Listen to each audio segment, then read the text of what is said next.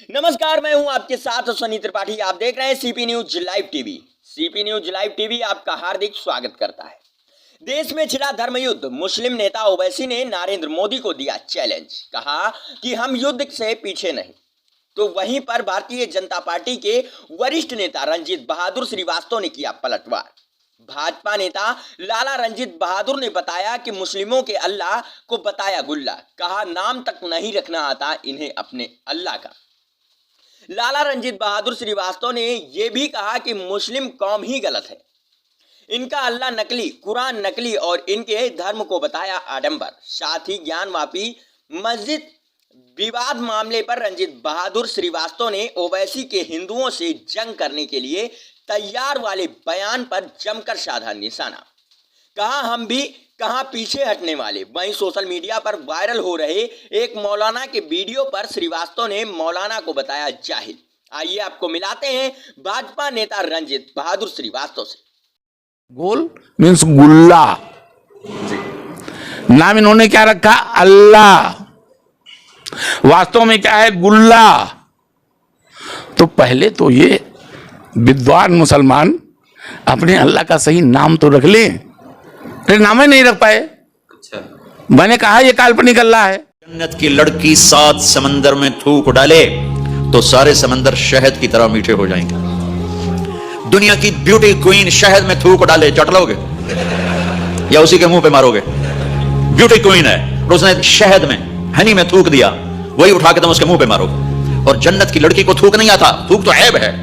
ला यबूलून, पेशाब नहीं, ला यतगव्वतून, पाखाना नहीं, ला यमतखितून, कोई मुंह में थूक नहीं, कोई नाक में बलगम नहीं, पाक साफ से। और इस समय हमारे साथ मौजूद हैं रंजीत बहादुर श्रीवास्तव जी। आइए इनसे बात करते हैं। इस समय ज्ञानवापी मुस्लिम का ये जो मस्जिद है, मस्जिदों पर तमाम इस समय विवाद चल रहा था। सुप्रीम कोर्ट ने आदेश भी दिए हैं। इस पर जो है ओवैसी ने भड़काऊ बयान दिए हैं, हिंदू और मुस्लिम पर काफ़ी विवादित बयान दिया है और ये कहा है कि हम मुस्लिम लोग लड़ाई के लिए तैयार हैं। तो आज बात करते हैं रंजीत बहादुर श्रीवास्तव जी से और इनसे जानकारी लेते हैं कि इन लोगों की क्या इच्छा और भारतीय जनता पार्टी का क्या विचार है कि इनके लड़ाई को स्वीकार करेंगे या ये यथास्थिति कायम रखेंगे, भाईचारा का निर्वहन करेंगे, सबको साथ लेके चलेंगे। दादाजी, जैसे कि भारतीय जनता पार्टी सबका साथ सबका विकास का नारा दिया है और उस पर काम करती है, इधर ओवैसी ने कहा है कि हम हिंदू से लड़ने के लिए तैयार हैं, नरेंद्र मोदी से लड़ने के लिए तैयार हैं। तो इस पर आपका क्या कहना है? आप क्या चाहेंगे, लड़ाई करना या आपस में भाईचारा बनाकर रखना चाहते हैं? ये हम लोगों के लिए, दुनिया के लिए जी, इस तरह की चेतावनी कोई नई नहीं है जी। 6वीं शताब्दी में उपजा ये धर्म और इस धर्म के उपजने का आधार जी एक काल्पनिक अल्लाह, एक नकल की गई कुरान जी और एक आडंबर युक्त धर्म जी। इसको लाने के बाद इन्होंने जंग का ऐलान दुनिया से पहले ही कर दिया था जी। और आज तक ये जंग ही तो लड़ रहे हैं। आज इस खोखले धर्म में तलवार के सिवा है ही क्या जी। लेकिन परिस्थितियां और समय बदल चुका है। अब लड़ाई तलवार की नहीं रह गई जी। अब लड़ाई वैज्ञानिक युग है, अणु और परमाणु तक पहुंच चुकी है जी। शस्त्र, चाकू, खंजर नहीं रह गए हैं। AK-47, AK-56 बारूद और पिस्टल हो गई है जी। तो जाहिर सी बात है कि अब हम इस शस्त्र विद्या में प्रवीण हैं जी। हमारी सेना प्रवीण है, हम प्रवीण हैं, हमारे धर्म के लोग प्रवीण हैं। लिहाजा बराए मेहरबानी ओवैसी जी जंग की बात मत करें, क्योंकि जंग में जितना बड़ा हित तुम्हारा होने जा रहा है जी, उसकी कल्पना भी तुम नहीं कर सकते हो। और रह गई ज्ञानवापी मस्जिद की बात जी।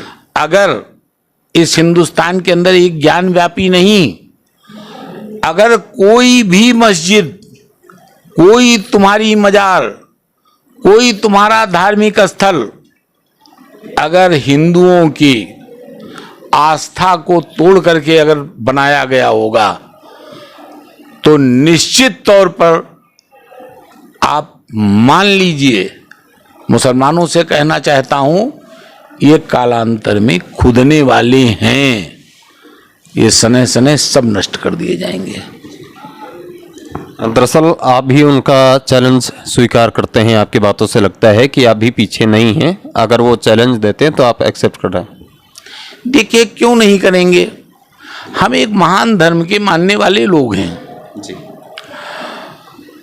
अभी अगर इनसे कहा जाए, महान धर्म मैंने किस लिए कहा, हम मनुष्य हैं जी हमें ईश्वर ने बनाया, हम इस बात पर विश्वास करते हैं। जी तुम कहते हो तुमको अल्लाह ने बनाया है, ईसाई कहता है कि हम गॉड की संतान हैं, यहूदी कुछ और कहता होगा, कोई कुछ और कहता होगा।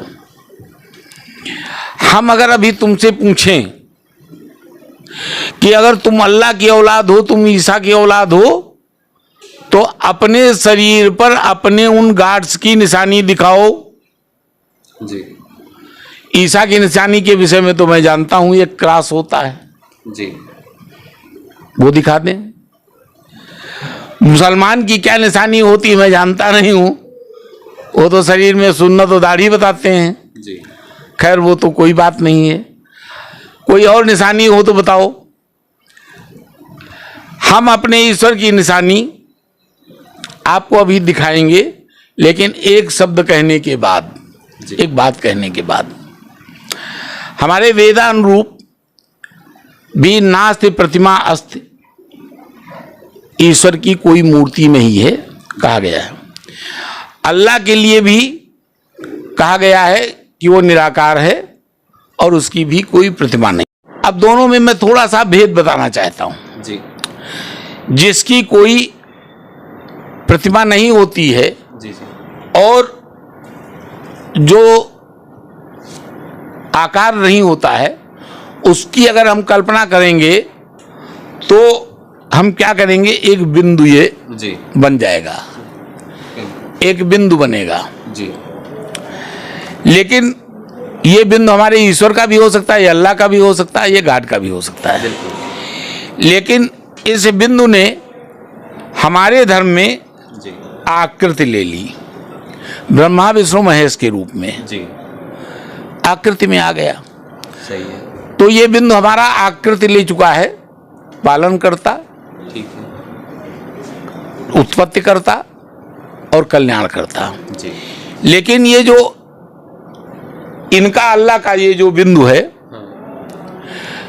ये बिंदु अगर सर्वव्यापी किया जाए, अगर इसको हर कार्य के लिए लगाया जाए तो इसका आकार बड़ा हो जाएगा। सही है, अब मैं इसके बिंदु के आकार को थोड़ा सा बड़ा करके दिखाता हूं। ये आकार बड़ा हो गया, ये आकार इनका बड़ा हो गया। अब अगर इस बिंदु का आकार बड़ा हुआ, ये निराकार है, लेकिन इसका आकार मैंने बड़ा कर दिया, तो ये क्या हुआ, गोल हो गया। गोल मीन्स गुल्ला। नाम इन्होंने क्या रखा, अल्लाह, वास्तव में क्या है, गुल्ला। तो पहले तो ये विद्वान मुसलमान अपने अल्लाह का सही नाम तो रख लें। आपके कहने का मतलब ये है कि मुस्लिम भाई अपने अल्लाह का नाम भूलकर वो गुल्ला गुल्ला शुद्ध नाम होना चाहिए अल्लाह कर दिया है। फिर नाम ही नहीं रख पाए। अच्छा मैंने कहा ये काल्पनिक अल्लाह है, जी तो काल्पनिक चीज का नाम तुमने अपनी कल्पना में रख लिया।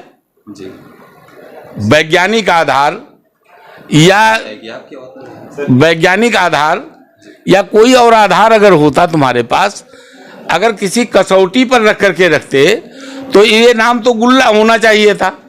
ये धर्म ही देखिए फसाद की जड़ है। 6ठी शताब्दी से जब से ये धर्म आया, दुनिया में फसाद के अलावा मिला क्या है दुनिया को। तो अगर जब तक, यही तो मैं कह रहा हूं। और दूसरी चीज क्या है, वो बात अधूरी रह जाएगी थोड़ा सा। जी। हमारे एक छोटे भाई वकील हैं अंकित श्रीवास्तव जी, अच्छा, अमित श्रीवास्तव जी। अमित श्रीवास्तव जी, सॉरी, जी। अमित श्रीवास्तव जी हाँ। कचहरी में वकालत करते हैं, जी जानते होंगे लोग। जी बिल्कुल। और एक जूनियर है, जी हम भी चूंकि वकील हैं, जी एक दीपा जी जूनियर हैं, जी जी तो इन दोनों लोगों से एक बात मैंने कही थी। जी एक रिसर्च कराया, दरियाबाद के रहने वाले हैं, तो एक मैंने रिसर्च कराया। हमने कहा जरा एक चीज़ हमें बताओ, क्या हमारे शरीर के अंदर कोई ईश्वर की निशानी है? हालांकि बात बड़ी साधारण थी। तो उन्होंने आकर के हमें बताया कि दादा मैं ईश्वर की निशानी आपको बताता हूं, प्रत्येक विश्व के प्रत्येक व्यक्ति के हाथ में है, चाहे वो नर हो चाहे नारी हो, सबके हाथ में निशानी मिलेगी। और आज मैं आपके कैमरा के सामने मैं दिखाना चाहता हूं और बताना चाहता हूं ये निशानी कहां पर है, जो अमित श्रीवास्तव जी ने और दीपा ने हमें बताई। जी ये उंगलियों के ये पोर, ये पोर, ये पोर, जी ये हमारी 10 उंगलियां हैं। हमारे ईश्वर भगवान विष्णु के पास क्या है? शंख और चक्र है, हालांकि गदा और पद्म भी है। शंख चक्र गदा और पद्म लिए हाथ हैं। तो एक गदा का नाम तो मुसलमान भी लेता है। गदा का अर्थ होता है कृपा, मेहरबानी। अरबी में मुसलमान कहता है कि हमारे ऊपर हमारे अल्लाह की गदा है। लेकिन जो 3 चीजें हैं वो निशानी में नहीं है, ऊपर है, ऊपर है। देखिए नकल मैं बता रहा हूं, जी उसमें से भी एक चीज चुरा ली इन्होंने, हमारे ईश्वर के हाथ की भी एक चीज चुरा ली, अर्थ अलग कर दिया। अब जो दूसरी चीज मैं बता रहा हूं, निशानी में शंख और चक्र और पद्म, ये 3 चीजें आज विश्व का हर इंसान अपनी इन उंगलियों को देखे कि इनमें शंख और चक्र है कि नहीं है। चुनौती देता हूं, मुसलमान भी देखें, ईसाई भी देखें, यहूदी भी देखें, हर जाति धर्म के लोग देखें, हर संप्रदाय के लोग देखें, और ये अगर निशानी ईश्वर की मिल जाती है तो फिर हमारे ईश्वर को मान लेना चाहिए। ये अल्लाह गुल्ला नहीं है। ये आकृति जो हमारे भगवान विष्णु की है, जो ब्रह्मा की है, जो शिव की है। हालांकि हमारे यहाँ की श्रीमद् भगवत गीता में परम ब्रह्म परमेश्वर ने अपने को ओम बताया है। वो निराकार है, वो बिंदु है, लेकिन उससे ये 3 आकृतियां बनी हैं, इन्हें स्वीकार कर लेना चाहिए, इन्हें स्वीकार कर लेना चाहिए। और अगर ये बात असत्य निकल जाए, ये बात अगर दुनिया के पटल पर असत्य निकल जाए, तो मैं अपने समस्त सनातन धर्मियों से कहूंगा कि इसके गुल्ला को मान लें गुल्ला को इसके। ये झगड़ालू धर्म, फसादी धर्म, ये अब चुनौती देने लायक नहीं रह गया है।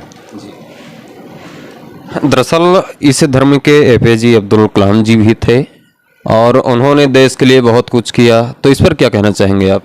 देखिए एक चीज मैं बता दूं, हम अपने वेदानुसार एक बात ये कई बार कह चुके हैं कि ज्ञान देने के लिए ईश्वर पात्र का चुनाव करता है। और पात्र का चुनाव में वो जाति धर्म नहीं देखता, क्योंकि वो तो जाति धर्म दे करके पैदा नहीं उसने किया। ईश्वर ने तो मनुष्य मात्र को पैदा किया है ना, उसने जाति धर्म से नहीं पैदा किया, वर्ण से नहीं पैदा किया, उसने मनुष्य पैदा किया है। और मनुष्य में जो उसको पात्र नजर आता है, अगर उसको लगता है कि हमें विद्या दान देना है तो किसके द्वारा देना है, हमें विज्ञान का बढ़ावा देना है तो किसके द्वारा देना है, हमें वीरता देना है तो किसको देना है, हमें कौन सी चीज किसको देना है, ये तो ईश्वर तय करेगा ना। जी तो ईश्वर तय करता है। तो कमाल को भी दे सकता था, वो धर्मवीर शास्त्री को भी दे सकता था। सही। तो ये ईश्वर की बात है जी। ईश्वर ने जिसको पात्र समझा उसके द्वारा वो काम कराया। जैसे आप हैं, आपको उन्होंने पत्रकार बनाना अच्छा समझा, सही। आपको पत्रकार बना दिया। हमको उन्होंने नेता बनाना अच्छा समझा तो हमको नेता बना दिया। तो ईश्वर की पात्रता चयन करने की तरीका है ना ये। और एक मुल्ला साहब हैं, उन्होंने जो है एक इसमें उनकी सोशल मीडिया पे पोस्ट वायरल हो रही है, हुर ना हगेगी और ना मूतेगी, हुर की थूक भी चाट जाओगे। ये देखिए, ये जाहिल है। जाहिलों पर टिप्पणी मैं नहीं करता हूं। अभी सोशल मीडिया में एक इनका तारिक है, पाकिस्तान का तारिक जमाली भगवान ने क्या है, उसने अभी इतना एक घृणित बयान दिया है कि 1 साल की बच्ची से शादी यानी निकाह जायज है। बताइए तो गलत। कैसे निकाह कबूल करेगी वो? उसकी मां निकाह कबूल करेगी? लड़की शादी करोगे, मां से निकाह कबूल करवा लोगे? 1 साल की बच्ची बोलेगी? जन्नत की हूर, जी ये प्रश्न इसलिए इसने ये कहने की कोशिश की जी कि ये हम लोगों ने कई बार पूछा कि जब हूर होगी और पुरुष के संसर्ग में जाएगी तो इसके बच्चा भी पैदा हो सकता है, वो कहां जाएगा? गंदगी करेगी तो उसको उठाने वाला जन्नत में कौन होगा? सही है। सब तो जन्नती होंगे।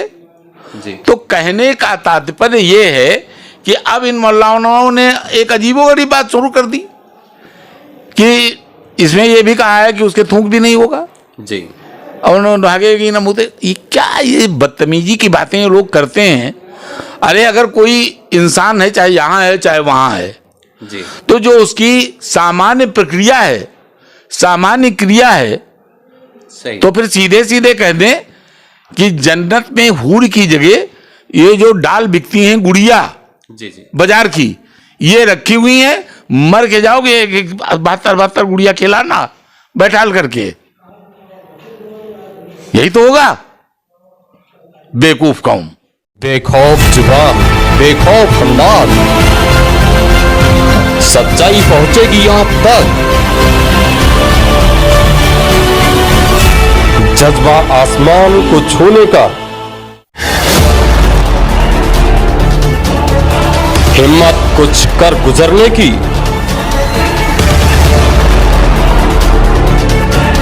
जुनून कुछ कर दिखाने का,